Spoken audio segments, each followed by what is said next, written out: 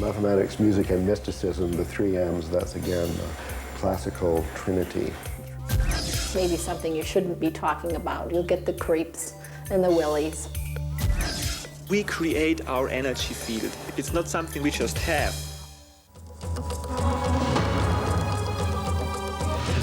From the boundaries of the universe to the depth of your soul.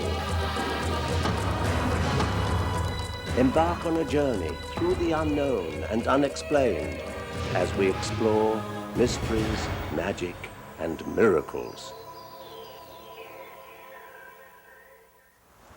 Having spent most of their lives behind bars, do most hardened criminals linger on after death? Join us as we explore a 100-year-old prison to find out. Among the living, we'll take a look at auras, the colorful energy said to surround all living things.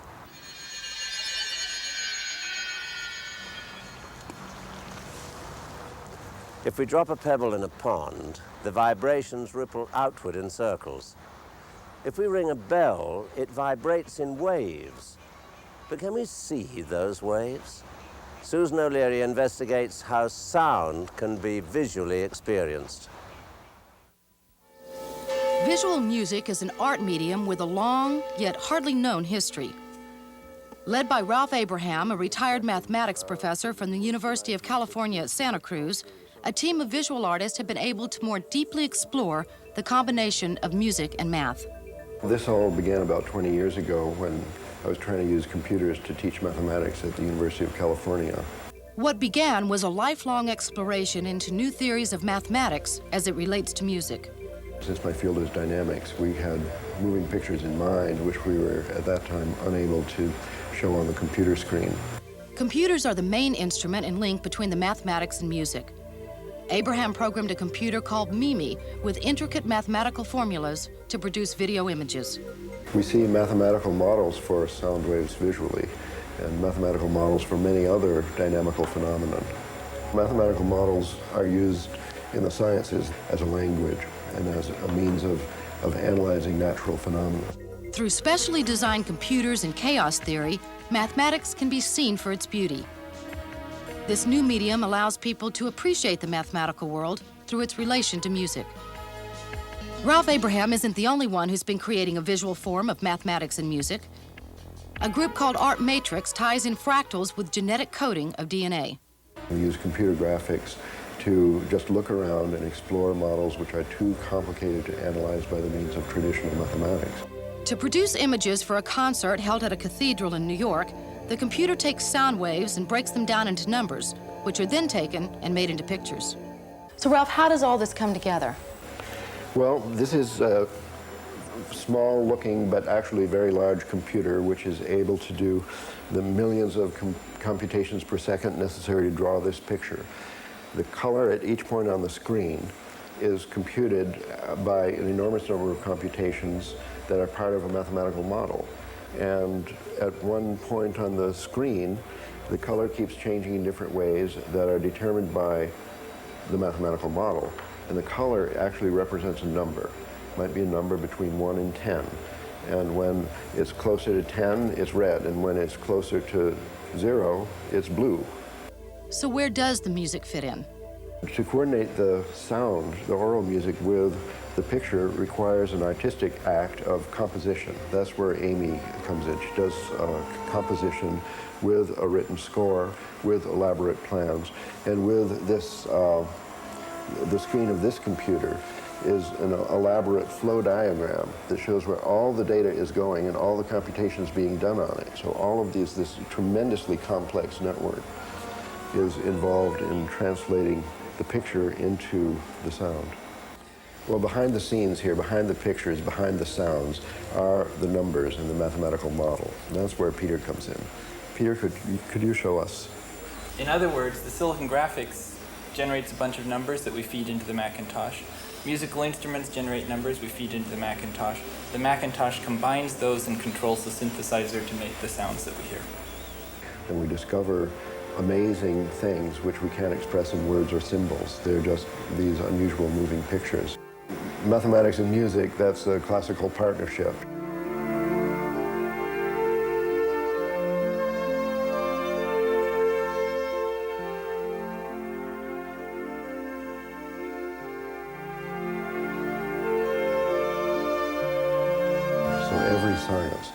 physical science, biological science, social science, every science has mathematical models, and they're all using basically the same kind of models, and those are the ones that we're studying. Mathematics, music, and mysticism, the three M's, that's again the classical trinity. Through the Middle Ages, when every student studied algebra, geometry, music, and astronomy. So these four things, the motions of the planets, and the motions of waves in the sea, and the resonance of sound waves when you hear them, all of this was seen as aspects of mathematics. I also just want to share with people the beauty of mathematics, which has been invisible until computer graphics came along. Now not only mathematicians see in their mind's eye, but anybody can see on the screen.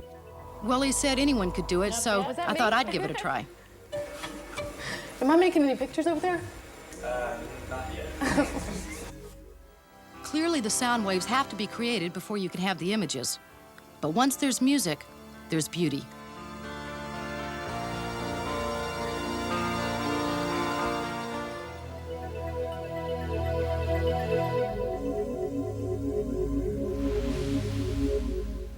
Crop circles are mysterious formations that appear overnight in fields throughout the world. Without being broken, tall corn or grain stalks spiral outwards in beautiful patterns. While some believe crop circles are hoaxed, others think they are landing pads for alien spacecraft. But circles found recently in England turned out to be universal mathematical symbols. Because of the complexity of these new circles, researchers believe the symbols to be a form of communication to mankind. Terrifying tales of a brutal murderer and cannibal still haunt the small town of Rawlins, Wyoming. Can a prisoner's cruel past condemn him to his cell for all eternity? Our story starts here at the Wyoming Frontier Prison, formerly the state penitentiary. The prison closed in 1981, but some believe the spirits of a few inmates still remain behind the prison walls. Some of the worst murderers in the history of Wyoming spent their last days in the death house before their execution. This is the death house, and I think this place in history sounds a lot different feels a lot different than any place else in the prison. The one that really scares me is the guy on the back side. This cell belonged to, I think, the worst murder in the history of Wyoming. When we do night tours, his candle always burns brighter or dimmer than any of the others. I don't know, I feel a little uncomfortable talking about him. There's many times the hair on your back will stand up. You're fully aware that something is there, what you don't know. Pixley is tremendously scary. Even when you're doing tours and you're talking about him, as a tour guide, you always get a sense that this is maybe something you shouldn't be talking about. You'll get the creeps and the willies. And the candles will flicker. His will be straight, the other candles on the night tours will flicker. There's definitely something to his story, I'm sure. The last execution, Andrew Pixley in 1965, he was the youngest guy executed here. He was 22 years old. And when he was executed, they wanted to make sure that there was no leaks in the gas chamber. Usually they go by a pig, but this time they went out onto the streets of Rawlins and they found a stray black cat, and they executed it. Black cat supposedly haunts the penitentiary. I was running out of A block one night after I came out of the cell, and I was running around and this black cat darted out in front of me. And he went around the corner, and another tour guide, Molly, was waiting for me there, and it darted out in front of her, and it just disappeared. And every once in a while we see him, but he's lurking around every night tour. The one that scares me is the guy who was in the middle cell, Andrew Pixley.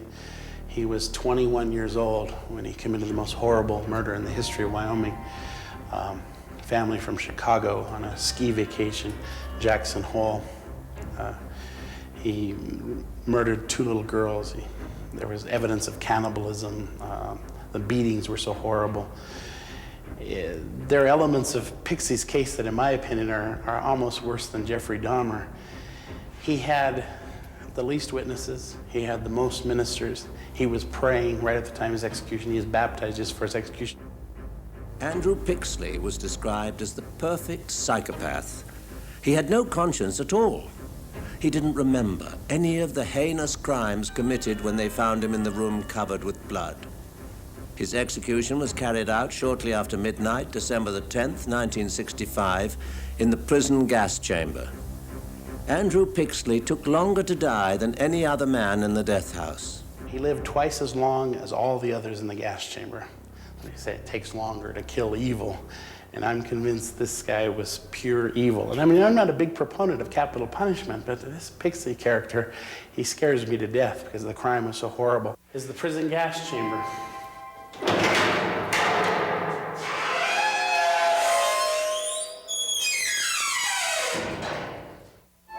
Mechanics of the gas chamber. The warden pulled a pin on the side, dropped this handle. A bag full of cyanide pellets rolled into acid below the chair. Prisoner was unconscious in 10 to 15 seconds. They were all dead within 3 minutes, except for Andrew Pixley. The witnesses were in the back room.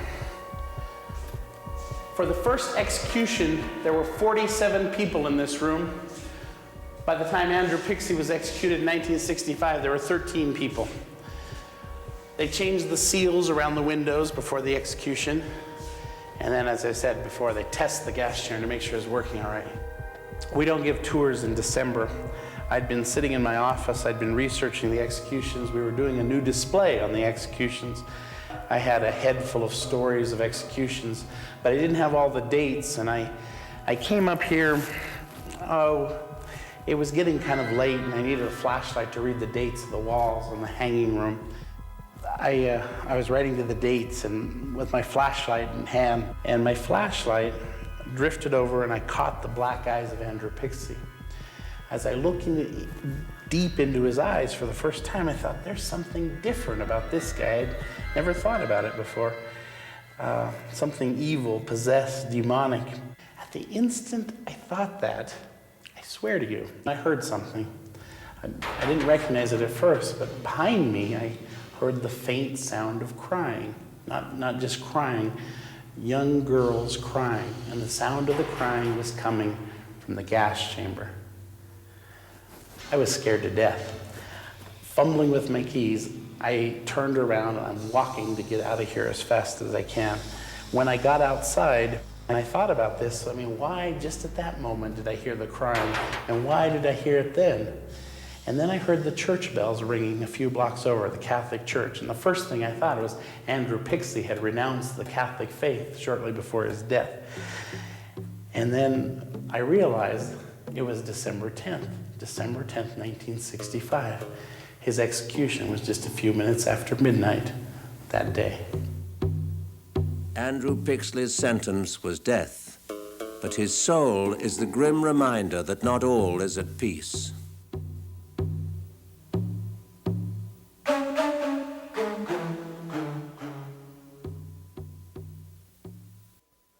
Also known as human rainbows, auras emanate from the human body, indicating physical, emotional, and mental well-being.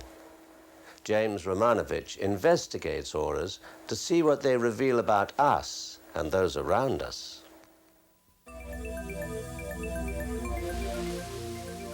People have been speculating over the presence of auras for thousands of years.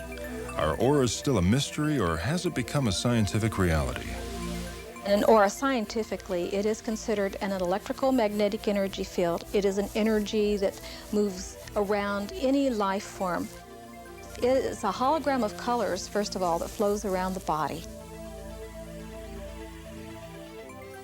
These colors that are around us, it's like a universal computer, and they really tell things about us and our personality, mentally, physically, spiritually. Each of these colors represent a specific personality trait of a person. Red, for instance, shows vitality, physical health, and passion. Blue indicates a communication ability and creative essence, and yellow represents personal power and/or highly developed intellect. Orange is a healing color because it is a color of change. Silver indicates personal power, and gold is the color of success. These are only a few of the many colors in your aura. What else can they tell about you? You can see everything in an aura. In the typical aura, if you look directly behind someone's head, there's an area that we call the past life triangle. And in that area, you can see many past lives. Future lives, sometimes you can see further out in the aura.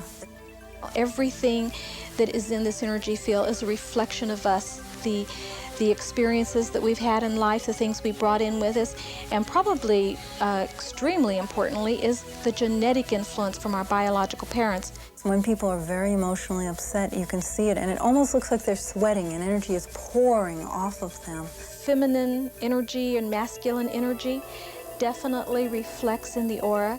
It is a different programming. In other words, the energy can tell me if a person's male or female, whether I can see the person or not. Now also in the feminine energy, there is an area that shows the reproductive system, and obviously the man doesn't have that. People are beginning to realize that they can take pictures of the aura.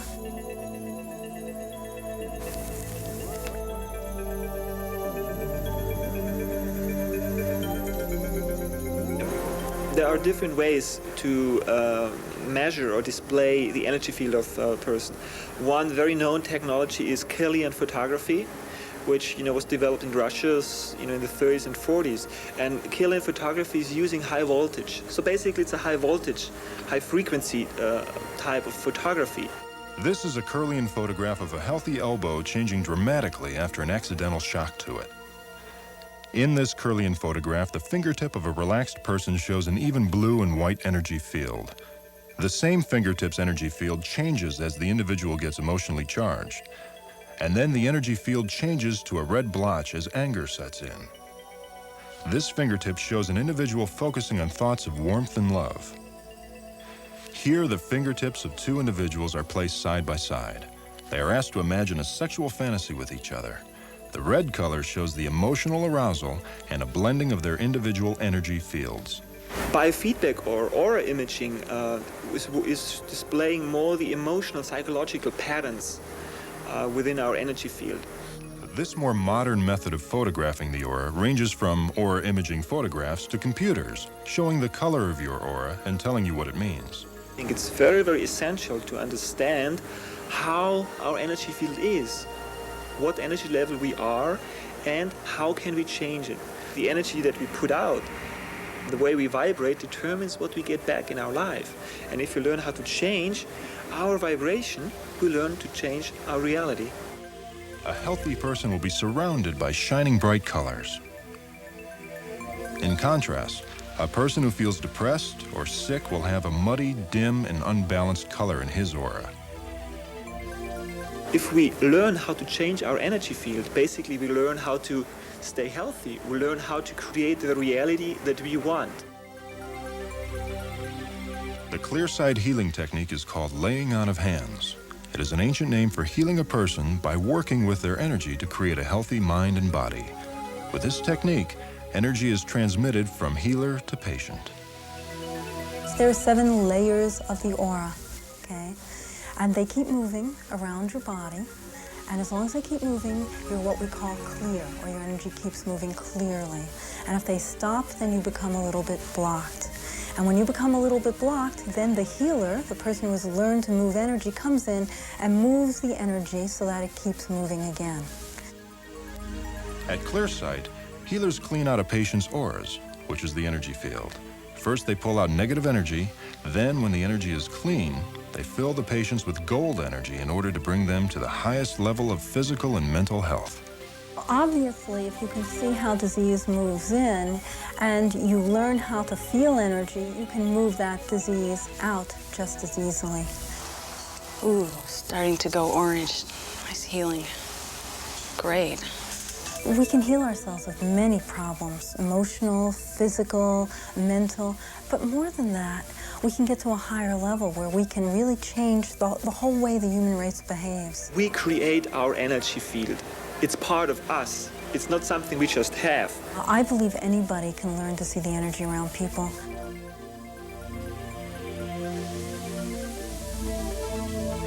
Now that we are able to see our auras, we can create the perfect energy field.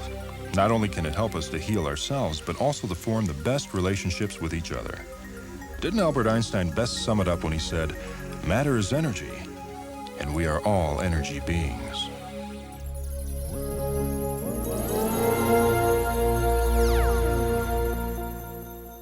In In Hindu belief, there are points on the human body where the physical and spiritual bodies are joined. Each point is a cluster of psychic energy called a chakra. There are 7 main chakras, all directly connected to physical health. The lotus of 1,000 petals, or the 7th chakra, is considered to be a halo. When it is activated, it brings supreme spiritual and mental perfection. As you go through your week, take a moment to consider the life energies around yourself and others. May your light shine brightly. I'm Patrick McNee. Join me next time for more mysteries, magic, and miracles.